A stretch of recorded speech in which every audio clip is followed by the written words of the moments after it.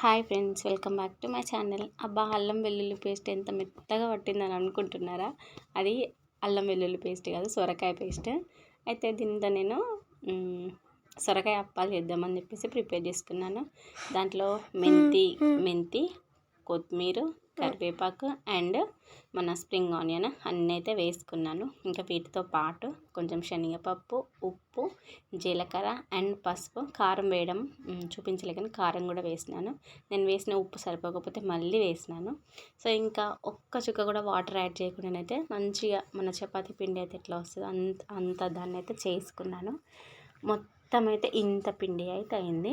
అయితే ఇంకా నూనె వేడెక్కి అదంతా సెట్ అయ్యేలోపు మనం చిన్న చిన్న బాల్స్ చేసుకుందామని చెప్పేసి ఇక్కడ చేసినాను. ఈ కొన్ని చేసేంత మట్టుకైతే ఇంకా నూనె అయితే వేడి అయిపోయింది. ఇంకా నేనైతే అప్పాలు చేయి మీదనే అన్ని గబా గబా ప్రెస్ అయితే చేసినాను. కానీ నిజం చెప్పనా, అప్పాలు ఎంత బాగున్నాయి అంటే ఒక 2 కాల్చి పక్కన పెట్టగానే అబ్బా నాకు ఒకటి ఇయ్యవా, అబ్బా నాకు ఒకటి ఇయ్యవా అని నిజంగా చాలా అంటే చాలా తిన్నాను. నేనైతే మనసు నెమ్మది అయ్యేంత వరకు అయితే తిన్నా. కొంచెం కనుక ఇంకా ఉప్పు పడి ఉంటే టేస్ట్ అయితే వేరే లెవెల్ ఉండు. నిజంగా అంత బాగున్నాయి. నాకైతే సూపర్ అంటే సూపర్ నచ్చినాయి. నెక్స్ట్ టైం మళ్ళీ ఒకసారి ట్రై చేసినప్పుడు మాత్రం కరెక్ట్ ఉప్పు వేసి అయితే చేయాలి.